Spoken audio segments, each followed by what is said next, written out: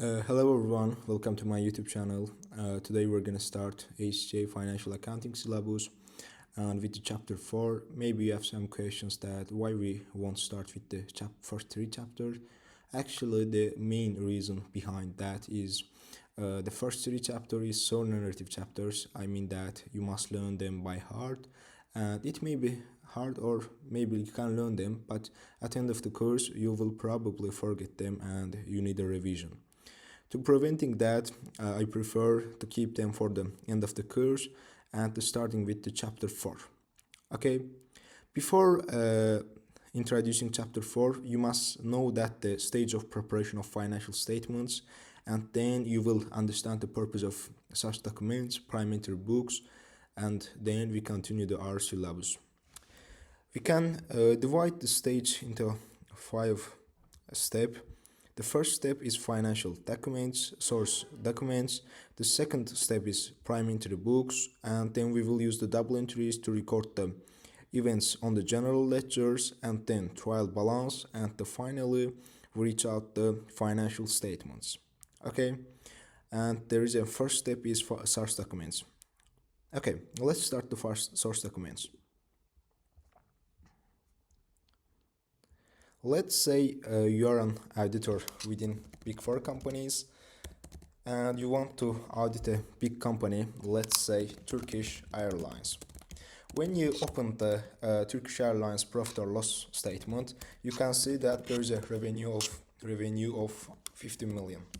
Okay, and you want to check the accuracy of this revenue. You want to learn this revenue, where they get this revenue, and you have some questions, and how the Turkish Airlines will answer these questions. The answer is that they will answer with source documents. They can prove their revenues with what? Source documents. Okay, I mean that the main reason behind of the source documents, why we need to keep them, is some self-proving or internal proving.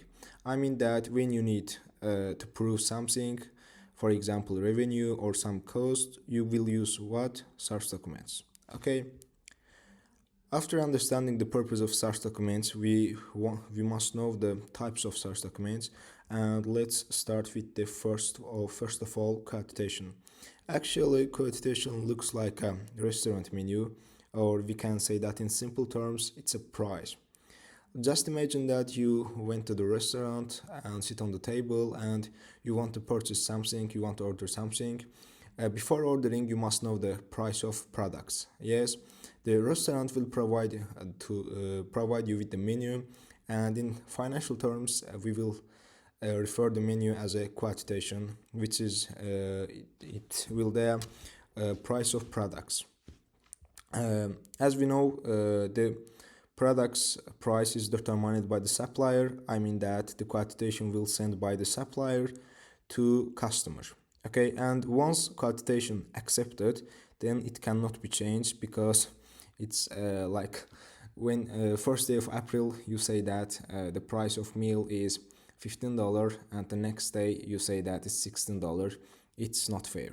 Okay, especially when the first day I ordered the meal and when the payment time is time is reached, you say that it's 16. It's not fair and it's not permitted by the IFRS. Okay, let's say you look at the menu and you identify what you want to order, and its price is reasonable for you, and you just want to order the meal. You will issue the purchase order. Okay, in this case we are the customers and the waiter will be supplier, and we can know that the purchase order we issued by the customer and sent to the supplier. But there is a point that once company decided to order, the company must produce the 2 purchase order. One of them is will send to the supplier, and the another one will use for the internal purposes. For example, maybe the audit purposes. Okay. Then the purchase order sent to the supplier the supplier receiving the purchase order, and in respect of this purchase order, the supplier will issue a sales order. But there's a point that the sales order issued by supplier and it will not send to any customer or something like that. Its sales order is a kind of internal document of company. It's used for especially the audit purposes, or maybe intercompany tasks. For example, when the waitress receive the order, and it will issue the sales order and it gives to the maybe chef will prepare the meal. Okay, the main point that the sales order will be kept within the company. It will not send to the anyone. Okay, good. After understanding the wants of customer, let's say the chef or restaurant prepared the meal and they delivered the meal to the customer, they will issue the good dispatched note. It's a document of company that lists the goods that company has sent out to customer. As we can see that this documents will issued by the supplier and it will send out to the customer. And then a customer will receive this note and will produce or issue good received note in respect of good dispatched note. As we can see, so that the good received note will issued by the customer and sent out to the supplier. But if there is some problem with the goods, let's say the meal is dispatched, it's not ours, maybe it's related to its order of the other customers, and in these situations what we will do, in these situations we will issue the debit note. It's a document sent out by a customer to the supplier in respect of goods returned, and in some cases it's related to the overpayment made. As you can see from the screen, the debit note is issued by customer and to the supplier. Actually, it's a formal request for the supplier to issue a credit note. After receiving the debit note, supplier will conduct an investigation about the problem, and if this problem is reasonable or true, it will issue the credit note and send to the back customer. Okay, I mean that the credit note is issued by the supplier and sent out to the customer. Actual credit note is a kind of confirmation, and sometimes in books it's referred as a negative invoice. Okay, but there's a point that until receiving the credit note, the customer company must not recognize the return, because if there is a credit note, it means that the return is not recognized, or the return of the goods is not accepted. I mean that the credit note so important.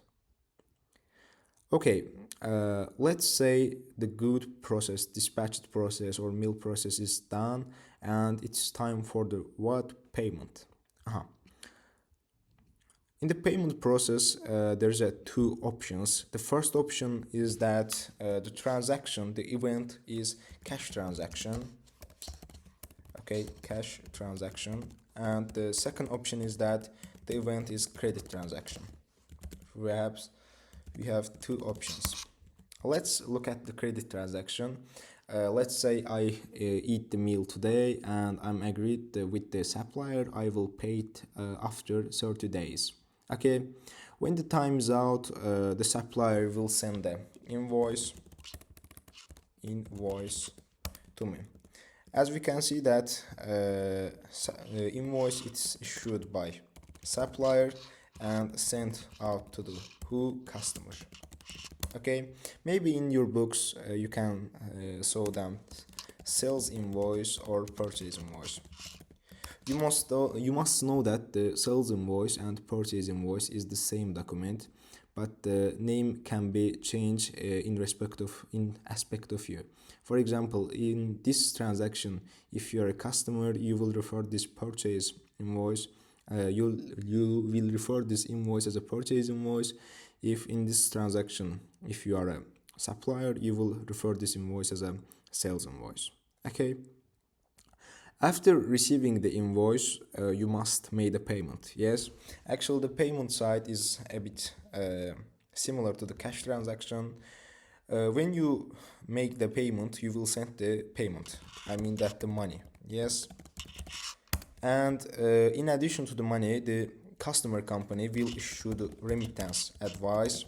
It's a kind of business document which it include the last recent transactions. For example, I bought the 15 mil from you, I used the half of them, and I will pay half of them in 1 month, etc. like that. Okay, we will know that it's issued by customer and sent out to the who supplier.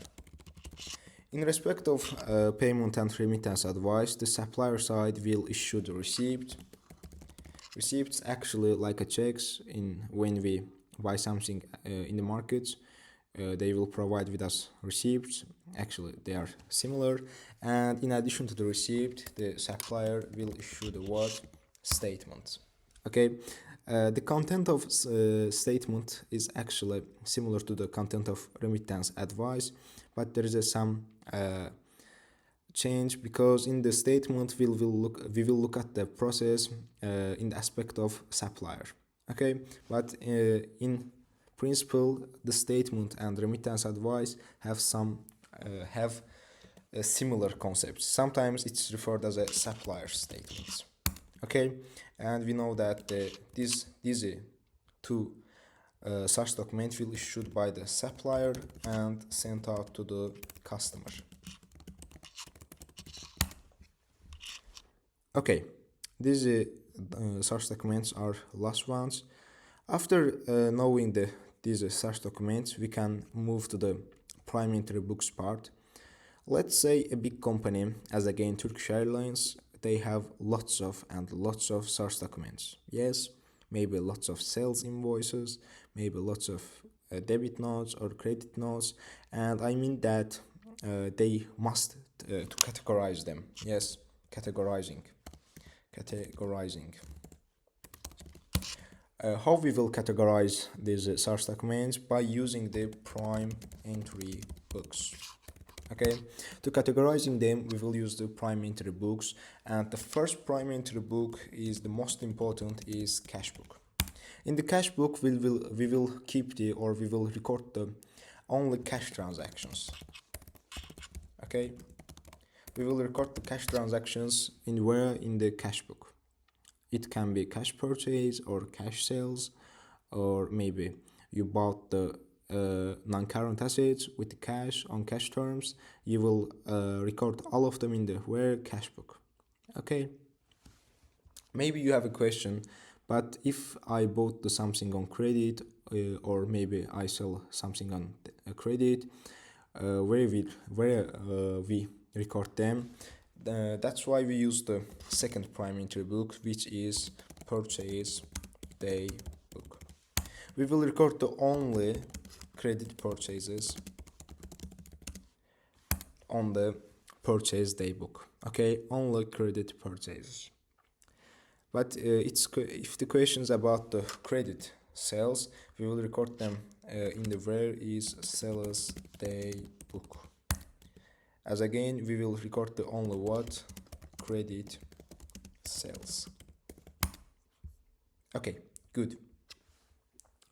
But you have some questions that where we will record the debit notes or credit notes, and we have some other two such prime entry books.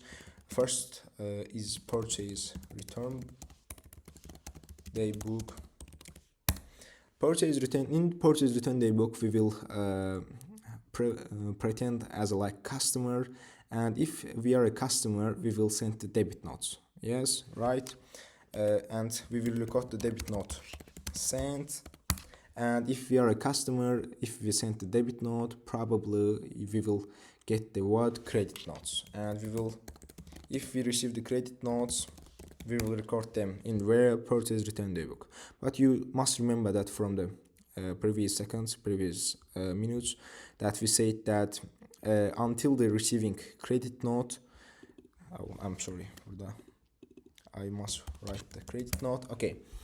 Until receiving the credit notes, we can't recognize the debit notes in the purchase return daybook. We must get the credit note and then we can recognize or we can record the debit notes.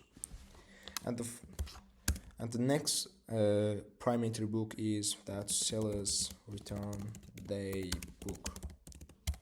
In the sales return daybook, we will pretend as a supplier, and if we are a supplier, we will receive the debit notes and we will record them in the sales return daybook. And if we find the acceptable the debit note, we will issue what credit note and send them. Yes, we can know that the received debit notes and sent credit notes will be recorded in where seller's daybook. Okay, good. But we have additional two books. The one of them is petty cash book. Petty cash book. In some companies, the companies uses the petty cash system for operating the expenses of their office. Let's say there is office for accounting department, and they have some expenses like cleaner expenses or business taxi expenses and etc. And we will use what? Petty cash book and petty cash system. Maybe in some books it's referred as an interest system.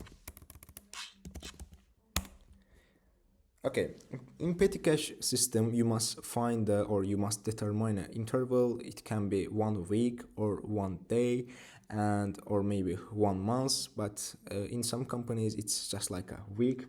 And after determining the interval, you must determine a fixed price, fixed amount, which is called the float amount or interest amount. Okay, I will write the interval. Okay. Interval. Okay, after determining those two things, let's acknowledge the petty cash book, petty cash system, interest system. Petty cash system, it looks like it's how it works. You decide the float amount, it's a fixed amount, and you say that each beginning of the week, beginning of each week, I must maintain this fixed amount. Let's say you determine the float amount is 100k, and the beginning of week you have 100k, and the end of the week you have, let's say, $15. And before the beginning the next week you must complete this amount to the 100k, $100. Yes, and this completing process will refer as a what? Reimbursement. Okay, this completing the amount in the end of the week to the float amount is called what? Reimbursement. Okay, let's say we have some purchases, some expenses during the week. Let's say $30, or let's say this amount, and it's enough. Okay, let's move them from there to there. Oops. Okay, it's good. We will refer these expenses as a voucher.